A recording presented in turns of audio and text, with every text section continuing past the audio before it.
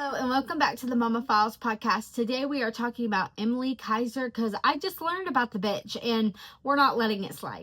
The first thing I'm going to say is drowning is preventable. This lady should be in prison along with her dumb ass husband who was on the couch gambling when their son passed away. I'm going to cut right to the chase. They're guilty. We all know they're guilty. There's evidence that they're guilty. I guess her dad is a lawyer or somebody in the family, basically got them out of it, but she's guilty.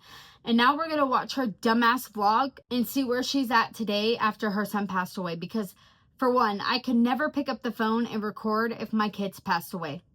If even one of them passed away. You would never see me again. I wouldn't be able to function, but here she is. I didn't even watch the video. I just realized, oh, she has makeup on and she's like all dolled up and she's happy. I would be in tears.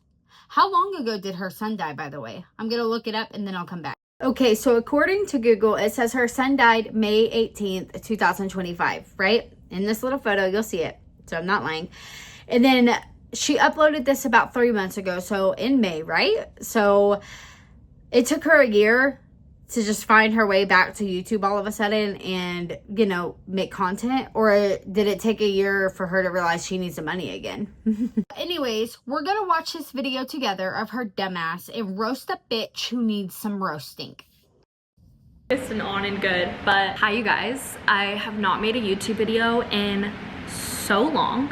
And I just honestly have not known if I was ever going to be ready to come back to YouTube.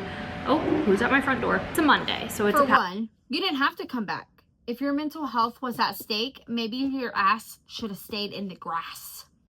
Also, maybe your financial situation now has you coming back. I don't know. We'll find out. Let's continue. Be something that I was really mentally going to want to take on. My dogs are going insane and there's nobody at the front door. I overall just know that making content is so therapeutic for me, like it is for so many people. And so I think I do feel ready.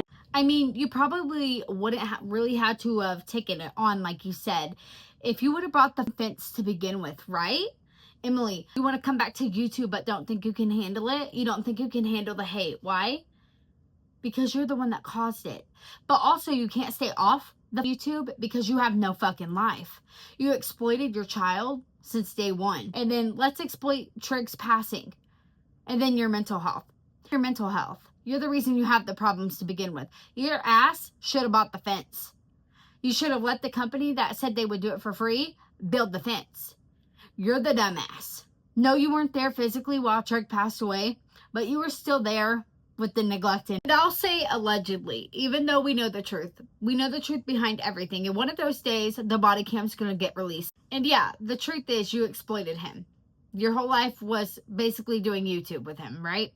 That's all the time you had with him. How does it feel to look back and now you can't have more time and you exploited a lot of his time? You're a piece of shit. Disclaimer, I did skip forward a little bit and I found something. People walking their dogs or biking or whatever, and especially in the evening, when it cools off here. But it just made me realize oh, so people are out during the day. It's just when I'm asleep. Actually, it's just when I'm inside my house. You would have realized what was happening a year ago if you actually stopped exploiting your fucking child in your daily fucking life and actually had a life and went outside and did shit. Instead of trying to put on a fake fucking life for the internet. And I just had a thought of why she came back. She came back to YouTube because she can't sit with herself on the daily of knowing what happened was her fucking fault. No, Trigg didn't die when she was there. He died when her husband was there gambling. Multiple comments on her YouTube channels in the past said build a fence. Okay, so basically the rest of the video is she's going shopping to fill the void of losing Trigg, which I could see a lot of people do go grief shopping. They spend a lot of money too. But the problem is she wouldn't have had grief if she would have built the fucking fence, right? And then it just goes on, and I had to get off of it. But there was one thing she did say that caught my eye. She didn't want to be alone to eat dinner. How many times have you left Trigg alone to be around that pool? Let's think about it.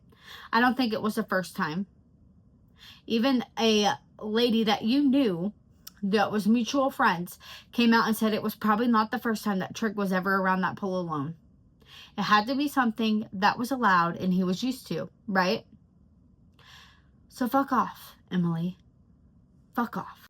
And you came back to YouTube to fill the little void in your heart and your soul because you feel guilty. And the only way you make it now is by shopping and filling every minute of the day, or you'll drown in your own fucking sorrow.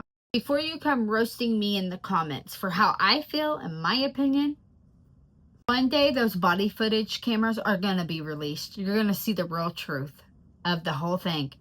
How she exploited her children to begin with, and then how one ended up passing away because of their negligence. But it's all allegedly, right? Until there's proof in the pudding. But there is proof in the pudding. It's already happened. Go back and look at all the times somebody said build a fence. Unless she already deleted them. And the disrespect to come back to YouTube to earn more money off your content, you're absurd. This is the last thing I'm going to say. Allegedly, right? This marriage only works because both parties know they're guilty. That's the only way. If both parties didn't think the other one was guilty, they would have been done. One would have been probably prosecuted and the other wouldn't have. But both know they're fucking guilty. But anyways, I hope you had a great day and I will see you on the next podcast.